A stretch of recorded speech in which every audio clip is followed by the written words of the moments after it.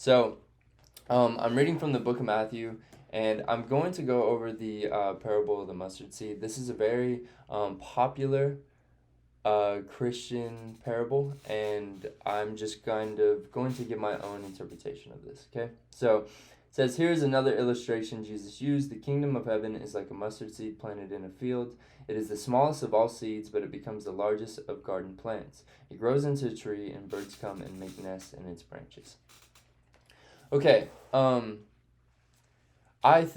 personally, I think that many of us, if not all of us, want a mustard seed in our life. Okay, this can be in the form of, like for me, it's in the form of business, it's in the form of health, it's in the form of wealth, it's in the form of a family eventually, things like this. I want to have, you know, a fruitful life. With a fruitful life comes consistency, hard work, patience, habits, all of these things. And this is, I think, where people slip. This is where I slip. This is where I think everyone slips, is the formation of these habits. And, to go over this idea, I'm going to pull in a little bit more from the book of Matthew. It's going to take me about 5 to 10 minutes to pull in these ideas. So if you don't have 5 to 10 minutes, you know, X out this video. But if you want to kind of learn how to, find this mustard seed in your life, or maybe get another idea of how to do so, I would really recommend that you listen. Okay.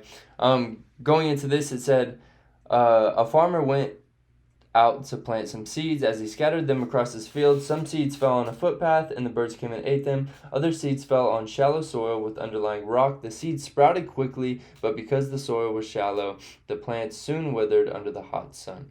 This is what I'm going to talk about today. Again, in Matthew 13 here, Jesus' disciples ask him for, an interpretation, and he says, the seeds on the rocky soil represent those who hear the message and immediately receive it with joy, but since they don't have deep roots, they don't last long.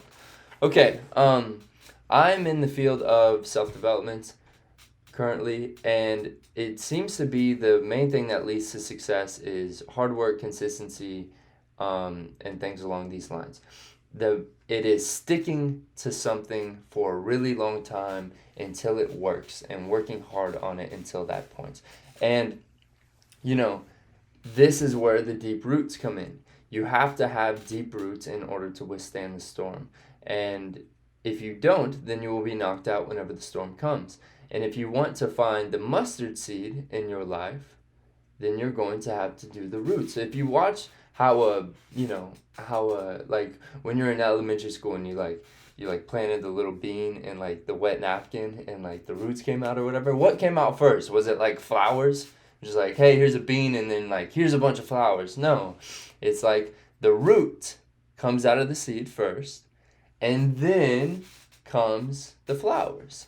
And that's how everything is with life. Say you want to lose weight. What comes first, the weight loss or the hard work? The hard work, and then the weight loss comes, right? But it's not, another thing is what comes first in the roots. One root, not 50 roots at one time and then 50 flowers.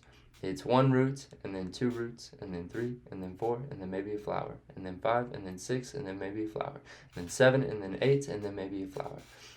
And what I'm getting to here is the whole idea with, creating this mustard seed or finding success or finding real change in your life that lasts is to start small as a mustard seed and slowly establish the roots in your life that will lead to success. Again, if this is weight loss, you don't go from working out 0 times a week to working out 100, not 100, but let's say 5 days a week with a perfect diet, and you expect to maintain that forever. That's not going to work. What will work is going from 0 to 1, and then, or maybe 2, or maybe 3, and then every week you add 1 day a week, or maybe you add one more good decision, and you slowly start to establish these roots of change into your life. When I've had the best success with clients, what we did was we formed a relationship and we found consistency first before we found results. I got them to realize with well, not me personally, but I help them realize that in their life, what they want most is the long-term change, not the short-term benefits. Because I think a lot of short-term benefit is simply insecurity. Um, Whenever you're rushing for wealth, it's like, well, what do you need the wealth for? Whenever you're rushing to like, oh, I need to lose 50 pounds. It's like, well, why are you losing the 50 pounds? If you're losing it for you, then the journey of losing 50 pounds should be enough. But if you're losing it for the opinion of others, then maybe that's why you're rushed, and then maybe that's why you can't stick to anything, is because your why is off. And, I think if you look at life overall and you take the 80-year-old perspective, which is something that I often say or do, is like, if I was 80 years old and I looked back on my life today, what would I want? And if I was 80, what results would I want to have? Would I want to look back and say, man, I just like went 100% in zero, just on and off for 10 years, and so I never found the results I was looking for? Or would I like to say that I slowed down in my life, I became present, and I tried to lay the roots every day that led to success? And obviously that second answer is what I would like, and I'm sure it's what you would like also.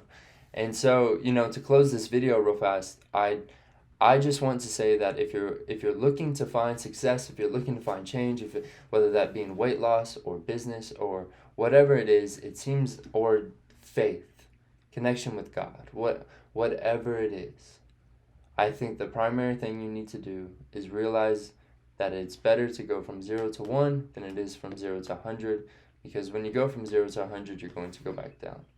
But if you go from 0 to 1, then you go from 1 to 2, and then maybe 2 to 4, and then 4 to 8, and it starts to grow that way.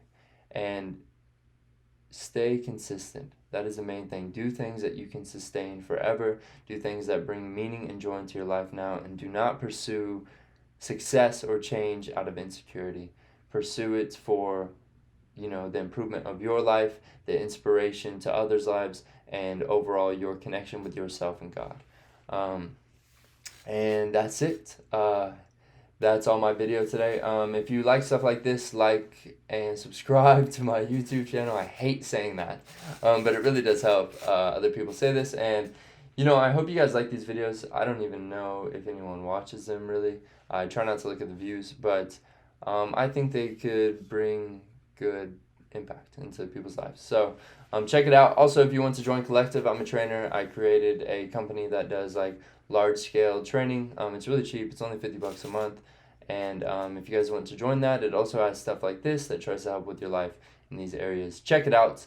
But until then, I gotta go and make some juice.